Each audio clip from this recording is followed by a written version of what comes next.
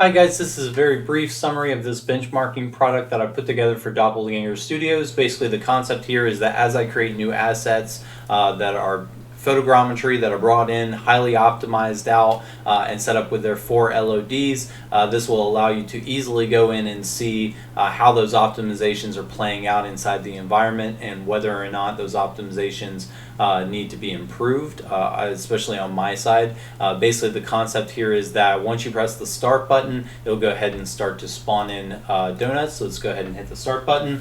And basically, these are physics objects, so they each have a convex physics rigid body on them, or convex physics colliders rather, and then a rigid body. They're all set up to where this is set up with a normal time step, but you can go in there and change that. And let me show you kind of an example of that. Basically, we also have a main object that's moving around the environment that is also colliding with those objects, along with their ability to actually fall and collide with other donuts inside the environment. But basically, the idea here is that as time progresses, you should see how many objects you should be able to spawn into the environment and where your system really starts to cap out with this many spawned objects. So you do have a couple of things. So we have starting from the top right or top right area, we have a summary panel which shows you the total number of spawned objects. We have your current frame rate as well. To the right of that, we have a button that if you press that button, it'll just clear out those menus so you can get them out of the way if you just kind of want to watch what's going on. Underneath that, you have the quality settings, so you can actually go in here and change those settings all the way down to low. And I've got this set up to where not only does it change the time step, it's also changing several settings inside the software itself, to where you should basically, the idea here is that as you go lower, the visual quality shouldn't change very much as far as the actual assets go, but the world's quality should decrease to where the world quality is lowering so that your frame count can start to be a focus more on the actual frame count from the assets themselves, not the physics or the lighting or anything else. So really focus in on how the system is being affected by those assets rather than everything else. We also have the ability to pause the simulation. Basically, what that does is it just stops the spawning. So it'll continue to progress the actual it'll continue to progress. The mixer will continue to collide with the donuts, but the spawning will actually stop. You can resume that at any time. We also have a reset button. So if you press that reset button, it'll go ahead and clear everything out. You can go ahead and start over again. So if you start to experience too many frames or you want to try to test it with a different quality setting, you can just hit that reset button and clear it out and try again.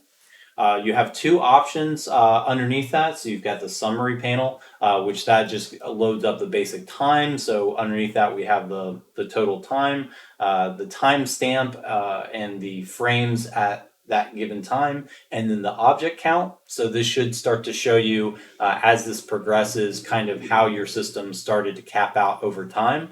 It is also a good way to start to see if there was just a fluctuation in frames or if it remained steady for a good period of time before it started to cap out.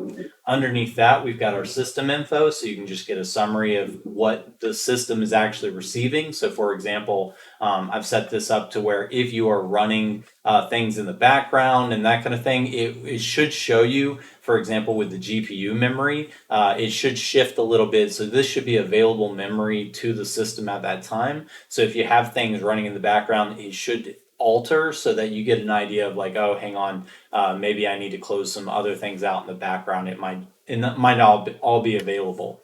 On top of that, we've got the additional options tab. So if you click this additional options tab, I've added a fun setting here, which allows you to change the actual gravity inside the simulation. So as we move to zero gravity, we can see that as they start to spawn in, they start to kind of explode out of those different collected spawn groups. And then feel free to, play around with this and drop them back to the floor, throw them on the ceiling. But you should be able to also see the physics impact on the frames while you're messing around with this. So that information can also be available to you in the summary panel afterwards. So you can kind of start to see how your frames were affected by that.